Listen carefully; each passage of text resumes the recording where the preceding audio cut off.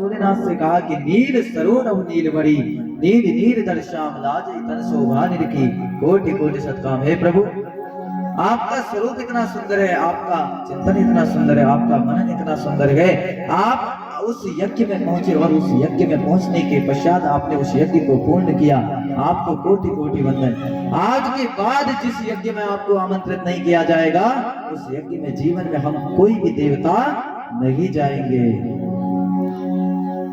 देवता बड़ी सुंदर स्तुति कर रहे हैं और देवताओं की स्तुति करने के पश्चात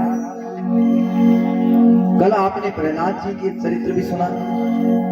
हिरण्यकश्यप वह जो जीवन में जिसने भगवान का नाम नहीं लिया, जिसने अपने बेटे को हमेशा जैसा अपना पड़ा वैसा ही अपने बेटे को सिखाया, और वह हिरण्यकश्यप ऐसा, और उनके बेटे प्रहलाद जी जो प्रभु के अनन्य भक्त हुए, जिस भी स्थान पर जाते उस स्थान पर कन्हैया का नाम फैला कर आते।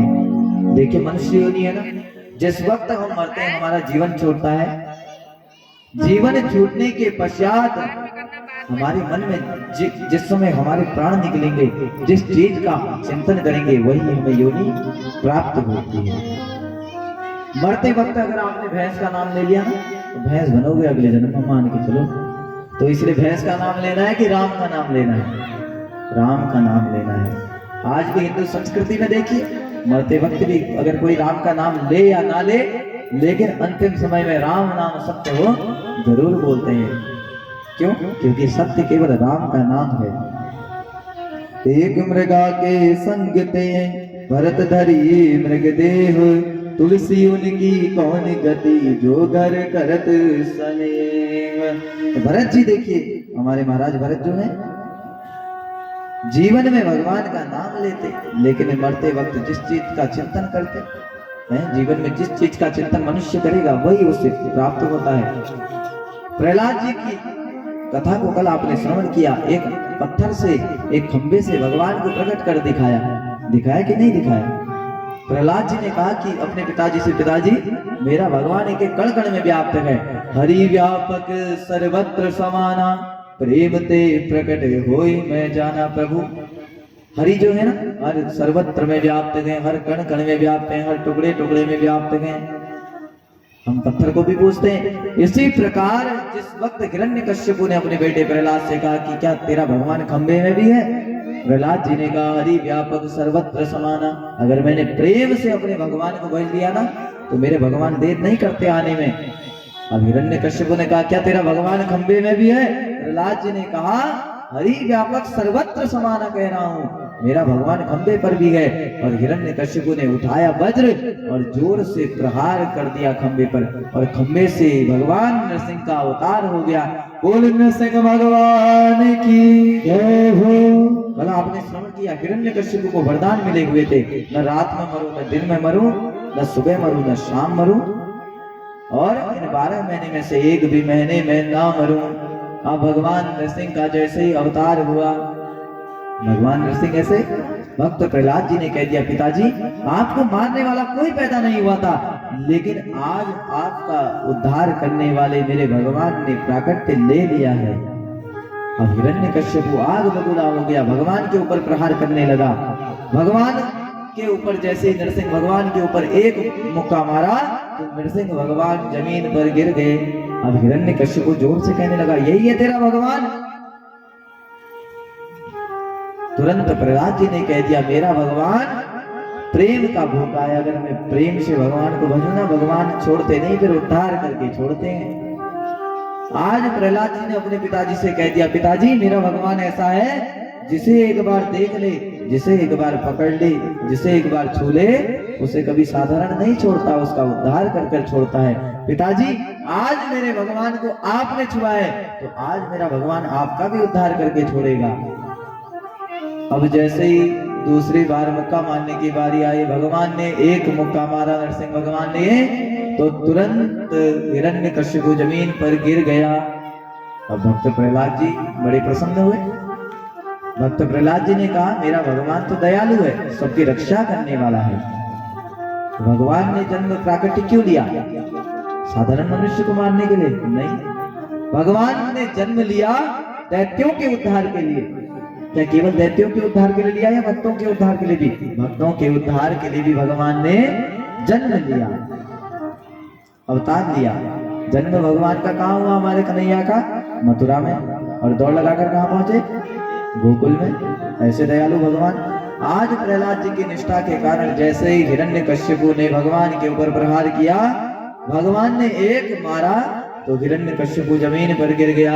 अब हिरण्यकश्यपु को डर सताने लगा, हिरण्यकश्यपु को चिंता सताने लगी, कहीं मुझे मारने वाला पैदा तो नहीं हो गया।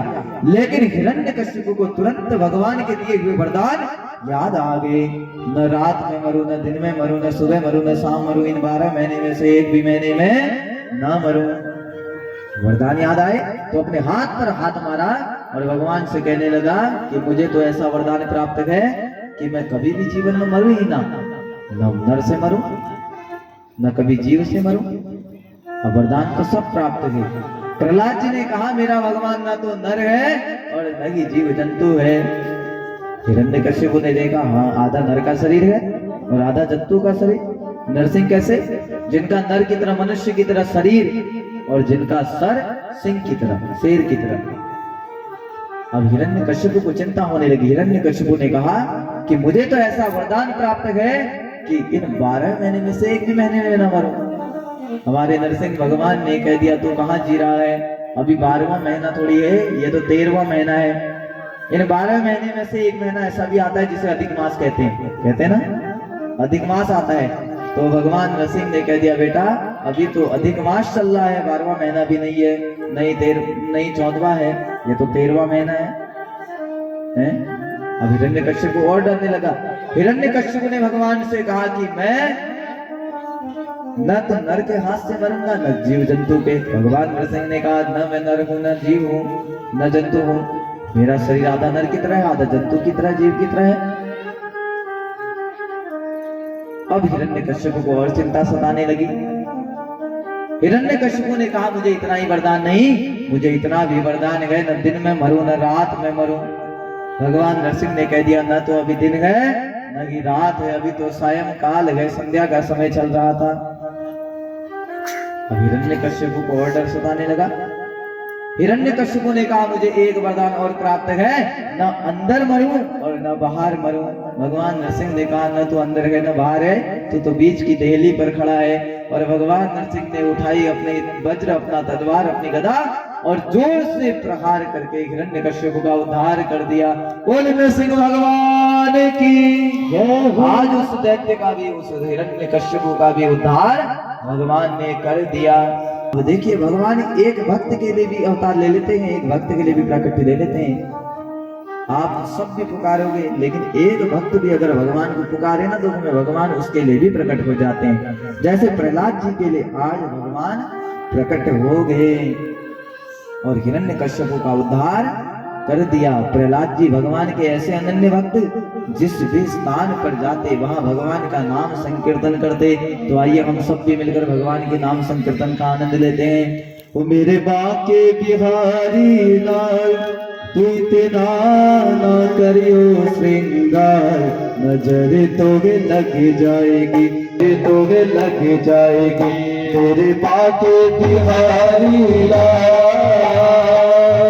मेरे बाके बिहारी लाल, तू इतना ना करियो श्रृंगार, नजर तोगे लग जाएगी सावरे, नजर तोगे लग जाएगी सावरे, नजर तोगे लग जाएगी सावरे, नजर तोगे लग जाएगी। मेरे बाके बिहारी लाल,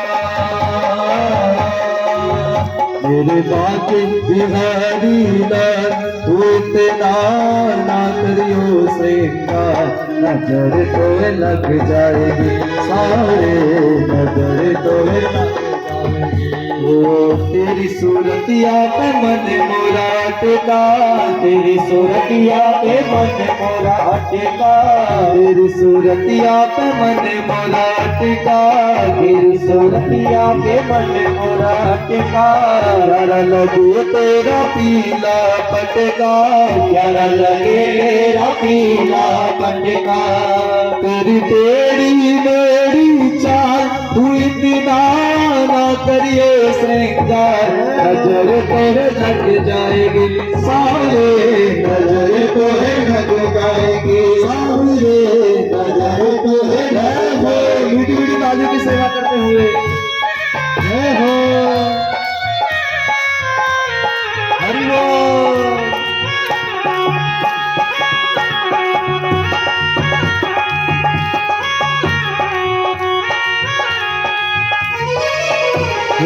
तेरी मुरलिया पे मन मोरा अटका, तेरी मुरलिया पे मन मोरा अटका, तेरी मुरलिया पे मन मोरा अटका, तेरी मुरलिया पे मन मोरा अटका। नीला लगे तेरा पीला पटका, नीला लगे तेरा पीला पटका, तेरे घुंघराले युवाल तू इतना ना करियो श्रृंगार, नजर तुम्हें लग जाएगी सामने, नजर तुम्हें लग जाएगी। अरे बाके बिहारी लाल तू इतना ना करियो श्रृंगार, नजर तुम्हें लग जाएगी सामने, नजर तुम्हें लग जाएगी। तेरी कमरिया पे मन मोरा टिका, प्यारा लगे तेरा नीला पटका, प्यारा लगे मेरा नीला पटका, तेरे घुंघराले युवा तू इतना ना करियो श्रृंगार,